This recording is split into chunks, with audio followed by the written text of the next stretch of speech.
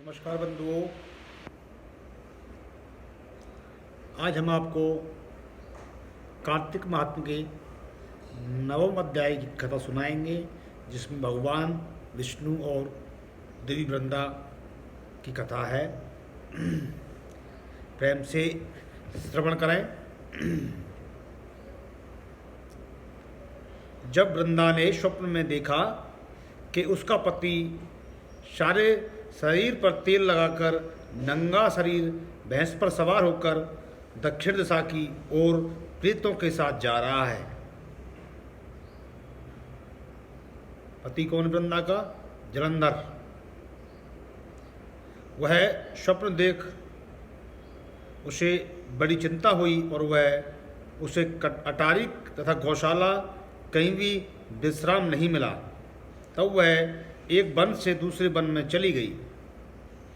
वहाँ वृंदा ने सिंह जैसे मुख वाले दो राक्षस देखे। उन्हें देखते ही वह डर गई। आगे जाकर उसने शिष्य सहित एक तपस्वी मुनि को देखा और उनसे अपनी रक्षा करने के लिए कहा। उसकी प्रार्थना पर मुनि ने अपनी एक हुंकार से उन दोनों राक्षसों को भगा दिया। तत्पश्चात वृंदा ने मुनि से विधिपूर्वक कहा कि हे महाराज, मेरे पति जलंधर और महादेव जी में घोर युद्ध हो रहा है। उसमें किसकी विजय होगी, कृपया करके बताइए, क्योंकि आप सर्वज्ञ हैं।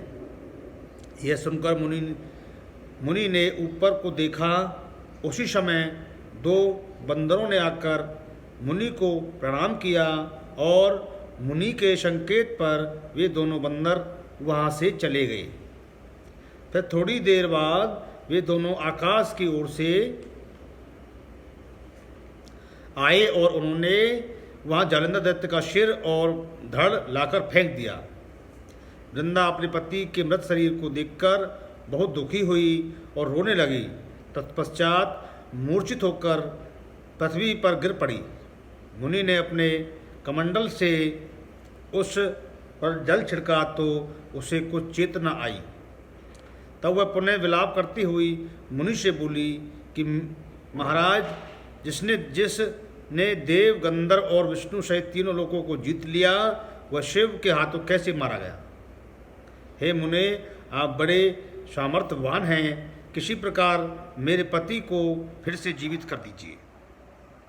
तब मुनि ने कहा कि शिव जी के हाथ से मारे गए को कौन जीवित कर सकता है, परंतु फिर भी तुम पर कृपा करके हम इसको जीवित कर देते हैं। ऐसा कहकर मुनि अंतर्ध्यान हो गए और जालंधर जीवित होकर वृंदा के साथ प्रेमालाप करता हुआ आलिंगन बद्ध हो गया। वृंदा भी अपने पति के वश में विष्णु के साथ उस वन में रमण करती रही। परंतु एक दिन मैथुन के पश्चात अपने पति के वेश में विष्णु भगवान को देखकर वह अत्यंत कुपित हुई और श्राप देती हुई बोली कि तुमने मेरा पतिव्रत धर्म नष्ट किया है, इसलिए मैं तुम्हें श्राप देती हूँ। निश्चय ही वह कपट मुनि तुम ही थे और तुमने जो दो राक्षस कपट से बनाए थे, वही कालांतर में तुम्हारी स्त्री का हरण करेंगे और जो तुम्हारा शिष्य था वह बंदर रूप धारण कर तुम्हारी सहायता करेगा। फिर कहा कि तुम शिला हो जाओ। नारद जी कहने लगे कि हे प्रभु, भगवान विष्णु ने देवताओं तथा अपने भक्तों के कार्यों के लिए पतिव्रता वृंदा का यद्यपि शील हर लिया, परंतु वे मन ही मन अत्यंत दुखी हुए और बोले कि हे वृंदे, मैंने तुम्हारे श्राप को ग्रहण किया, अतः मैं अवश्य ही शिला रूप में हो जाऊंगा, परंतु तुम भी वृक्ष रूप होकर मुझको मिलोगी। उसी समय वृंदा अपने पति के चरणों का ध्यान करके विष्णु भगवान के मना करने पर भी अग्नि में प्रवेश कर गई और विष्णु वृंदा का स्मरण करके उसकी चिता की भस्म में लौटने लगे। नारद जी कहते हैं, हे राजा पृथु, इधर युद्ध में जलंधर दैत्य ने शिव जी को अति बलवान समझकर राक्षसी माया से पार्वती बनाई और उन्हें मारने लगा। उसकी इस माया को देखकर शिव जी नीचे को मुख करके बैठ गए। तभी अच्छा अवसर देख जालिंदर ने अनेक बाण शिव जी को मारे। इस प्रकार शिव जी को संकट में ग्रसित देखकर विष्णु भगवान वहाँ पर आए और शिव जी को राक्षसी माया का ज्ञान कराया। तब शिव जी बड़े भयंकर वेग से राक्षसों को मारने लगे। शिव जी की इस तीक्ष्ण वाण वर्षा के आगे शुंभ निशुंभ भी न ठहर सके और वह युद्ध क्षेत्र से भाग खड़े हुए। तब शिव जी ने उनको श्राप दिया, क्योंकि तुम युद्ध क्षेत्र से भाग गए हो, इसलिए पार्वती के हाथ से मारे जाओगे। उधर जिस समय वृंदा का पतिव्रत धर्म नष्ट हुआ, तभी जलंधर का बल समाप्त हो गया। ठीक इसी समय विष्णु भगवान ने अपना सुदर्शन चक्र अपने तेज सहित शिव को दिया। फिर शिव जी ने अपना ऋषियों के तप का, पतिव्रता स्त्रियों तथा ब्रह्मा जी का तेज उसमें जोड़कर जालंधर दैत्य पर छोड़ दिया, जिससे उसका सिर कटकर भूमि पर गिर पड़ा। सिर और धड़ अलग होते ही जालंधर का तेज उसके शरीर से निकल श्री शिव जी में तथा वृंदा का तेज श्री पार्वती में जा समा गया। उधर विष्णु वृंदा की चिता में लेटने लगे। तब सब देवताओं ने शिव जी की स्तुति करी और कहा, हे महाराज, जालिंदर को मारकर आपने देवताओं का बड़ा उपकार किया है, परंतु एक महान अनर्थ हो रहा है, कृपया करके उसका भी कुछ उपाय कीजिए। भगवान विष्णु वृंदा के पतिव्रत धर्म से मोहित होकर लगातार उसकी चिता भस्म में लूट रहे हैं और किसी प्रकार का विश्राम नहीं कर रहे हैं। तब भगवान शंकर ने कहा कि देवताओं, तुम भगवान की योग माया की शरण में जाओ, वही सब संकट हरेगी। तब सब देवता योग माया की शरण में जाकर उनकी स्तुति करते हुए बोले, हे देवी, आप सारे जगत को उत्पन्न करने वाली हो, पालन नाश करने वाली हो, सतोगुण, रजोगुण और तमोगुण तुमसे ही उत्पन्न हुए हैं। ऐसी प्रकृति देवी को हमारा नमस्कार है। तुम्हारी माया को ब्रह्मा आदि देवता भी नहीं जान सकते। उस देवी को हमारा नमस्कार है जिसके भक्तगण अनादर तथा मोह को प्राप्त नहीं होते। ऐसी मूल प्रकृति को हमारा नमस्कार है। उस समय देवताओं ने एक तेज देखा और आकाशवाणी हुई कि गौरी, लक्ष्मी और सरस्वती रजोगुण, सतोगुण और तमोगुण रूप में मैं ही हूँ, वही तीनों तुम्हारा कार्य सिद्ध करेंगी। उन देवियों का तुम आराधना करो।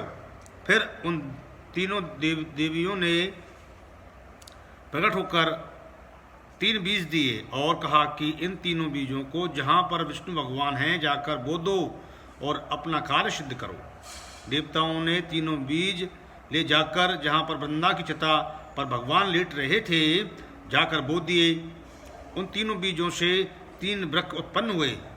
रजोगुण सरस्वती से आंवला, तमोगुण गौरी से तुलसी, सतोगुण लक्ष्मी से मालती हुई। श्री लक्ष्मी जी ने अपना बीज ईर्ष्या युक्त होकर दिया था, इसलिए मालती भगवान की पूजा में निंदित तथा आंवला तुलसी भगवान को अति प्रिय हुई। इसी प्रकार वृंदा के वृक्ष रूप होकर भगवान शालिग्राम से संयोग किया।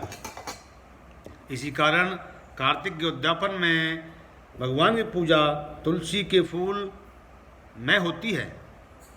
नारद जी कहते हैं कि हे राजा पृथु, जिस घर में तुलसी का वृक्ष होता है उसमें यमदूत कभी नहीं जाते। इसलिए जो तुलसी का वृक्ष घर में लगाते हैं वे यमपुरी नहीं देखते। नर्मदा तथा गंगा का जल और तुलसी का पूजन, ये तीनों कार्य बराबर हैं। चाहे मनुष्य कितना ही पापी क्यों ना हो, परंतु मृत्यु समय जिसके प्राण मंजरी सहित निकल जाते हैं वह पापों से मुक्त होकर भगवान के वैकुंठ धाम को जाता है। जो मनुष्य तुलसी तथा आंवले की छाया में अपने पितरों का श्राद्ध करता है, उसके पितर मोक्ष को प्राप्त होते हैं। जो मनुष्य आंवले का फल तथा मंजरी युक्त तुलसी दल मुख में रखता है, वह साक्षात विष्णु के समान है। जो मनुष्य कार्तिक मास में आंवले की छाया में भोजन करता है तथा रुद्राक्ष की माला धारण करता है, उसके धर्म, अर्थ, काम और मोक्ष सब कार्य सिद्ध हो जाते हैं। नारद जी कहते हैं, हे राजा पृथु, तुलसी और आंवले का महात्म ब्रह्मा जी भी कहने में असमर्थ हैं। जो कोई इस कथा को पढ़ता है या सुनता है, वह भी मोक्ष को प्राप्त होता है। बोली तुलसी माता की जय, भगवान शंकर की जय, भगवान विष्णु की जय। मित्रों, ये था 9वां अध्याय वृंदा और नारायण मिलन की, कैसे जलंधर का वध हुआ, देवी वृंदा का कैसे पति व्रता धर्म नष्ट हुआ। ये कथा अगर आपको अच्छी लगी तो इस चैनल को लाइक करें, शेयर करें, सब्सक्राइब करें, आगे मित्रों को भेजें, ज़्यादा से ज़्यादा लाइक करें और आगे अगली वीडियो मिलते हैं। अगली वीडियो ओम नमो भगवते वासुदेवाय।